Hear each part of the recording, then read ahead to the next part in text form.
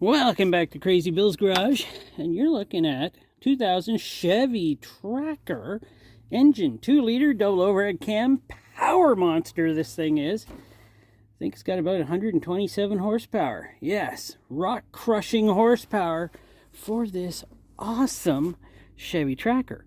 I just put the winter tires on her. Oh, they're looking nice. And I'm going to change the oil in this thing today, because I acquired this sometime around 2020, I think. And 2020, 2021, from the brother-in-law, Looney Farm guy. He let me take it out of his backyard.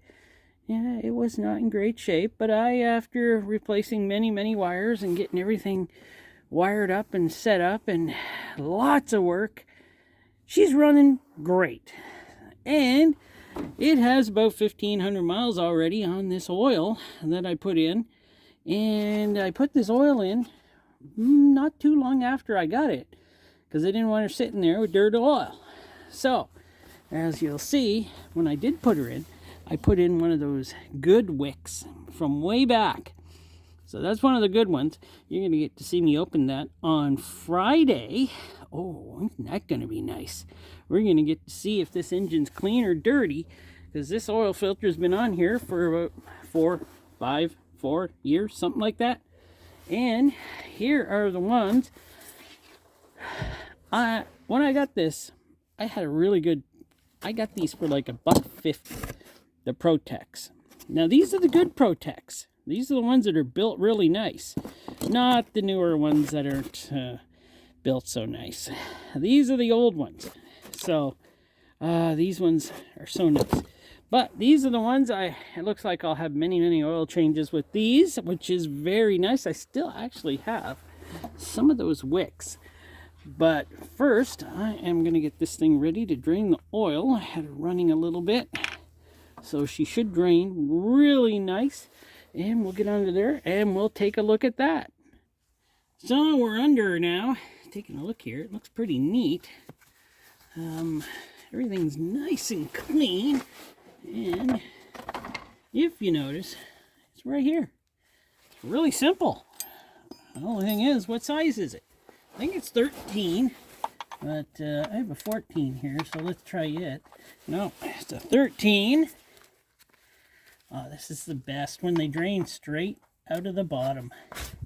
Oh, and it's not tight. It's just tight enough. Oh yeah, right. I put some new CV axles on the front of this. Kind of hoping I filled that up again. I'm sure I did. I'm sure I did. I shouldn't have to worry, right? Yeah. Yeah, I'm sure I filled it up. You never know though, right? Well, this should pour out so beautifully. There we go. Nice dark blackish oil. Hey, there's a magnet on here. There's not much on it. That's good. Let me get this thing situated here. Oh, there we go. Well, I know that you love watching oil pour out, so I'll let you watch that, because that's got to be one of the more exciting things in this whole video, by the way. And here we'll pan her down here. There's the oil pan. There's the oil again. And there we go. And I seem to remember a while back, I had some chattering in the lifters or something, and I poured in a can or two of Seafoam. So maybe that's another good reason I want to change this oil out of here and put some fresh stuff in. Probably that's a good idea. Well, I'm going to try to get in there and get that oil filter. Changing it from the top is probably the best way to do it. Oh yeah, you can see it on camera. It's right there. Oh, there we go. Focus. It's right there. There we go. Oh, I just got to get my wrench in here. This could be tricky.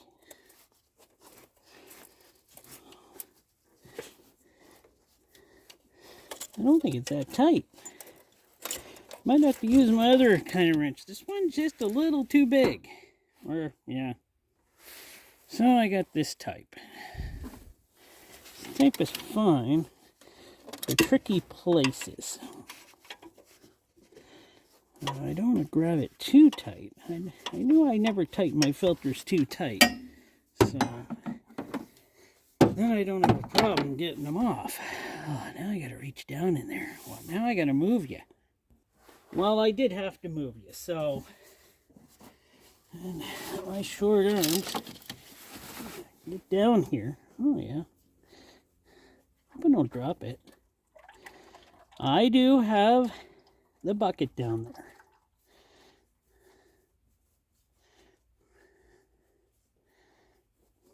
Don't drop it. It's getting slippery.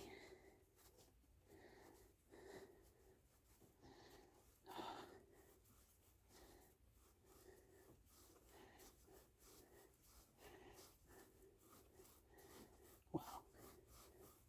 I'm going to get the new one on. I dropped it. Oh, well, it went in the bucket at least. Darn it. Oh, well, now I got to clean that up. Well, time to put it. She's still dripping a little, but I'm going to put her in. Oh, I put a new washer on her, you know, just because. You know, just because I don't want her to leak. Not that it was leaking before, but this just makes sure it won't leak. 13. 13.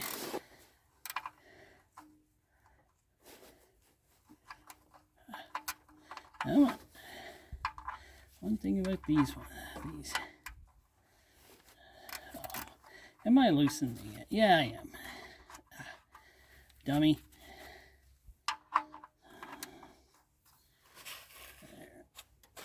Snug. There we go. And I'll have to get an oil filter on it. Yes, I will. So I gave the filter a little pre-fill there. The oil I'm using, full synthetic 5W30 Super-Tec. Yeah, good enough. It's good stuff. Actually, I run many of my vehicles with that stuff. Yeah, now I got to try to put it on. Which you're not going to get to see because this is going to be not the funnest thing in the world. So I'm pretty sure it takes about 4 liters. 4 Canadian liters, or is that American liters? 3.78. Is that American? 4.56 Canadian? I don't know. It's one of those. I'm just going to put 4 liters in and see how that works.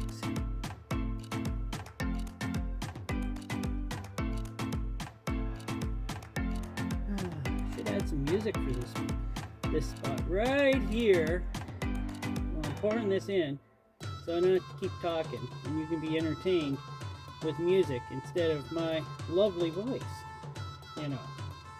But yeah, I probably will add music, but I'm still talking, so you know it's hard to get me to shut up. At least that's what the wife says. Never shut up. Yeah, it's true. I never do.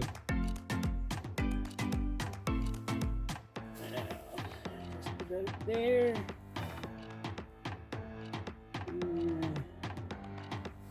That should be good enough. Being synthetic, she sure feels like she's thick. It's cold out here. It's about 0 today, so it's cold enough. Maybe I should start it and let her run while you are here listening to it. So I'll start her up and let's see if she runs now. Sure, I got everything tight and everything back on, but I'm not sure.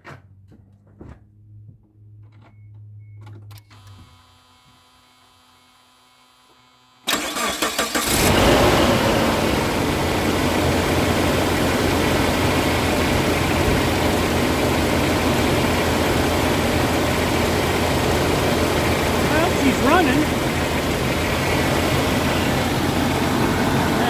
guess that'll do her for this one. Everything seems pretty good. And we'll take a look at that oil filter on Friday. Oil filter Friday. All right, thanks for watching.